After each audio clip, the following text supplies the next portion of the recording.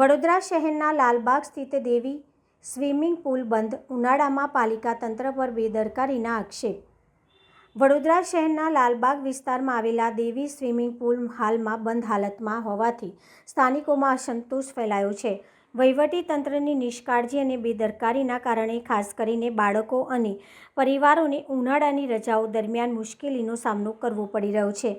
માહિતી મુજબ Lalbaug swimming pool ખાતે આવેલ બેબી પુલ છેલ્લા 2.5 મહિનાથી મેન્ટેનન્સ કામગીરીના કારણે બંધ રાખવામાં આવ્યો હતો। જોકે થોડા સમય માટે ચાલુ કર્યા બાદ ફરી એકવાર તેની બંધ કરવામાં આવ્યો છે। હાલ પુલ બંધ રાખવાનું કારણ મેન્ટેનન્સ કામગીરી પૂર્ણ ન થવાનું દર્શાવવામાં આવી રહ્યું છે। ઉનાળાની તીવ્ર ગરમી વચ્ચે વેકેશન દરમિયાન બાળકો અને પરિવારો સ્વિમિંગ પુલ જેવી સુવિધાઓનો લાભ લેવા ઈચ્છતા હોય છે, પરંતુ આવી સ્થિતિમાં પાલિકા દ્વારા ઉપલબ્ધ સુવિધાઓ જ બંધ રહેતા માંજલપુર સહિત આજુબાજુના વિસ્તારમાં નાગરિકોને નિરાશા ભોગવવી પડી રહી છે।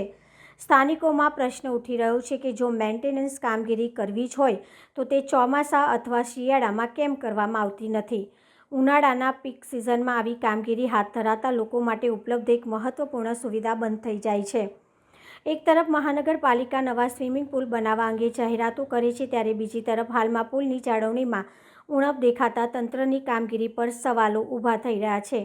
આ મુદ્દે સ્થાનિકોએ રૂબરૂ મુલાકાત લઈ વહીવટી તંત્ર સમક્ષ માંગણી કરી છે કે વહેલી તકે સ્વિમિંગ પુલ ફરી શરૂ કરવામાં આવે અને મેન્ટેનન્સ જેવી કામગીરી યોગ્ય સમયગાળામાં જ હાથ ધરવામાં આવે।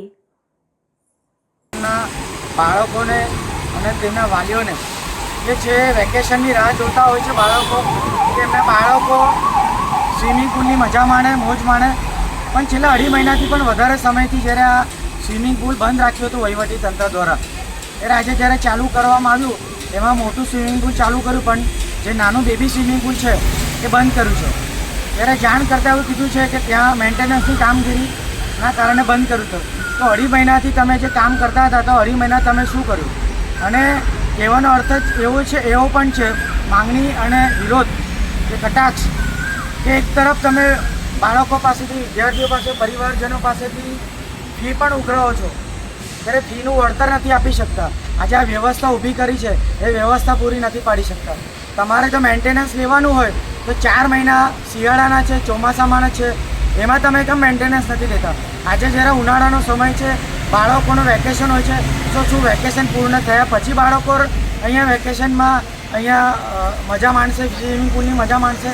ત્યારે મારું સ્પષ્ટ માનવું છે કે આ વહીવટી તંત્રની નિષ્કાળજી છે, જેના કારણે જે આ સુવિધા મળવી જોઈએ અમારા બાળકોને એ મળી નથી રહી, અમારા વિસ્તારના નાગરિકોને।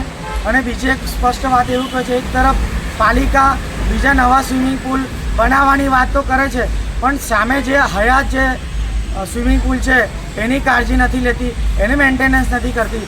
તો આ મેન્ટેનન્સના અભાવે, સંકલનના અભાવે લોકો દરેક વખતે ભોગ બનતા હોય છે, અને જે વ્યવસ્થા પાલિકા તરફથી મળવી જોઈતી એ નથી મળતી। આજે ટેલિફોનિક માધ્યમથી અમે લોકોએ વાત કરી છે વહીવટી તંત્રને, અમે જાણ કરી છે કે વહેલામાં વહેલી તકે આ સ્વિમિંગ પુલ બાળકો માટે અહીંના માંજલપુરના વિસ્તારના, આજુબાજુના વિસ્તારના લોકો માટે ખુલ્લું કરવામાં આવે, જેથી કરીને આ વ્યવસ્થા અને આ સુવિધાનો લાભ અમારા વિસ્તારના બાળકોને મળે।